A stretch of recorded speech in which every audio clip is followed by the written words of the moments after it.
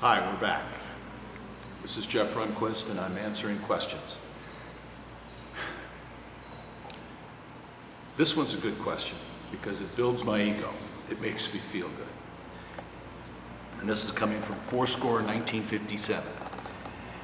And he's been very complimentary about our wines, calling them spectacular, each with their own unique taste and aroma attributes.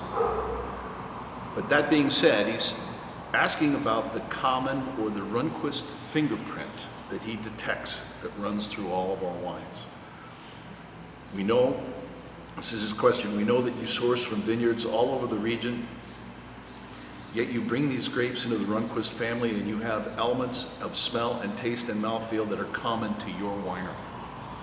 What are some of the specific winemaking techniques that allow you to build that commonality and consistency? Well, first of all, thank you very much. Thank you for recognizing the cellar character, the distinctiveness that we have in our wines. And there's really 3 points that from my perspective as a winemaker, distinguish the Runquist wines. First is that they're always fruit forward. We want to give you and deliver a sensation that tells you this is made from a grape. We want to deliver the attribute of the grape to the finished product in the wine. In that regard, I'm not a real big terroir guy. I do not like earthy characters dominating in the wine. The right amount in balance is fine, but when I taste a wine that smells and tastes like it's been made from dirt, I'm not impressed and I'm not all that pleased with it. So first is fruit forward nature, and there's a couple of things that we do in order to achieve that. Primarily, it's once the fermentation is done, getting the wine into barrel, where it clarifies rapidly and the fruit character is solidified and becomes an essential component of the wine. We don't have a lot of decomposition of the yeast. The yeast are dead, they've died, they've starved to death, all the sugar's been consumed, and they start to decompose. And those flavors often compromise the fruit character, so we try and get them to settle out quickly to keep that fruit character fresh and foremost. The second thing about our wines that most people recognize is the tannin. They're soft, they've got a smoothness, the finish is creamy and rich. And it's not bitter, it's not coarse, it's not astringent, it's not laden with mouth-drawing tannins. A lot of this has to do with how we make the wines. They're fermented in small bins. The greatest source of tannin in a wine is the seed. We go to great lengths to avoid damaging the seed and thereby introducing bitterness that can be seed related. But I suspect what you're tasting and the aspect of our wine that has a common thread is the cooperage. We work very hard. We buy new barrels every year. And we buy barrels from the same producer. We like the folks at World Cooperage.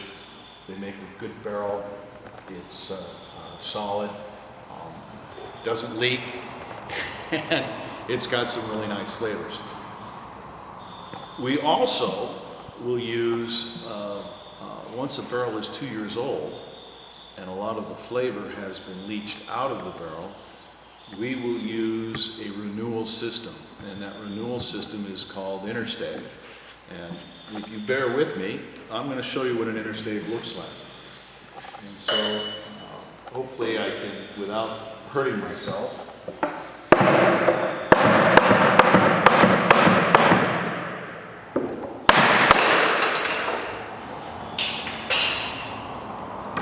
pop the head off of this barrel.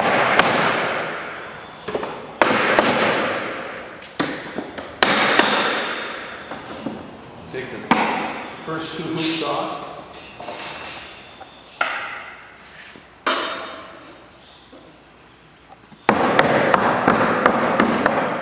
What I want to show you is that once the barrel is done providing the oak flavor from the staves. It's not done as a barrel. It still has other functions that it performs. It's still a storage vessel.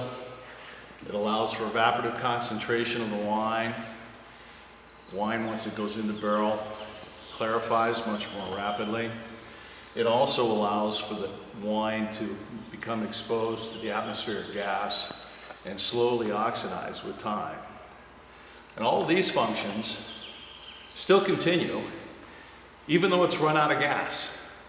Even though it doesn't have any more flavor to leach into the wine, these other functions are still being performed.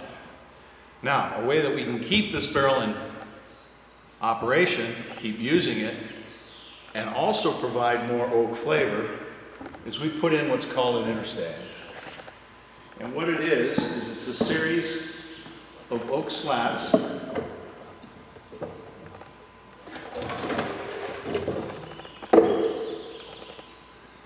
that are put inside the barrel. Now, these oak slats are put on this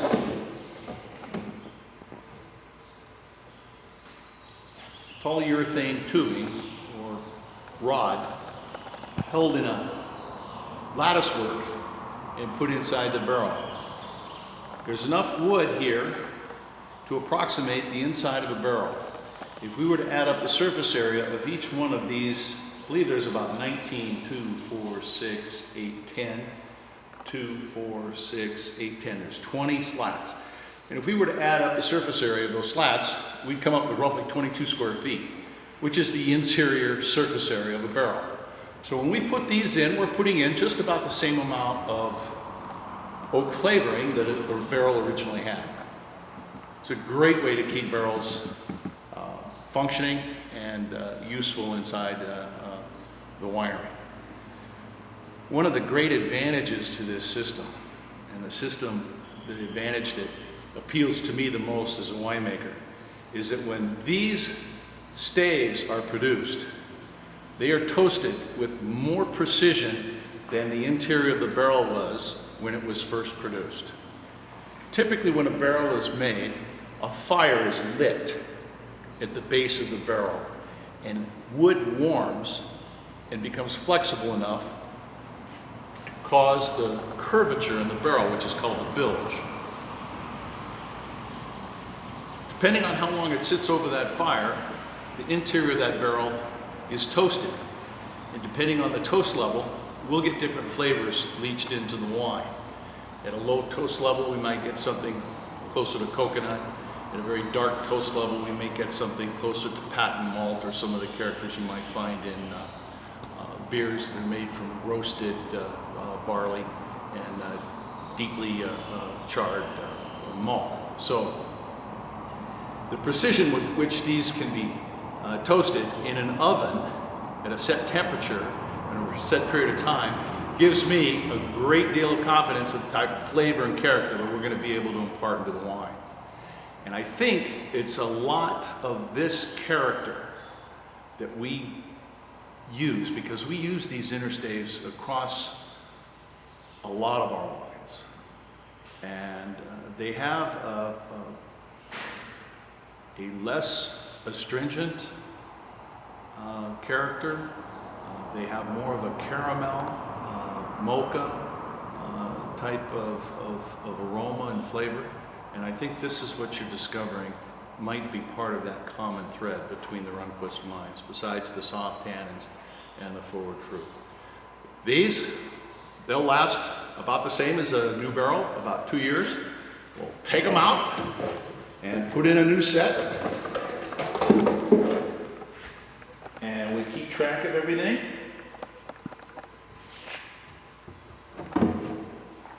By a stencil on the outside of the barrel that tells us what type of interstave has been put in it. This barrel is now 8 years old. It's been used for 2 years on its own, and 2 years with each of 3 different interstaves. And this barrel, luckily for this barrel, is being retired, and I don't have to use it again because I'll be doggone if I'm going to be able to put it back together. But to answer your question, That is probably the reason why you're finding a common thread through our wines. Is the cooperage that we use the same cooperage for different, for each individual variety from year to year. We refine it somewhat if we find a flavor or character that we like, and we'll steer the wine into that direction. But we buy barrels and interstaves every year. I would say roughly 40% of our barrels every year are either new or have a new interstave in them. So it's a pretty big portion of our winemaking process is the cooperage that we age our wine in. The barrels are well maintained. We don't have anything here much older than 8 years, and it's the flavor we get from the cooperage that is pretty important to the continuity and the house style that you're recognizing here. Thanks for your question.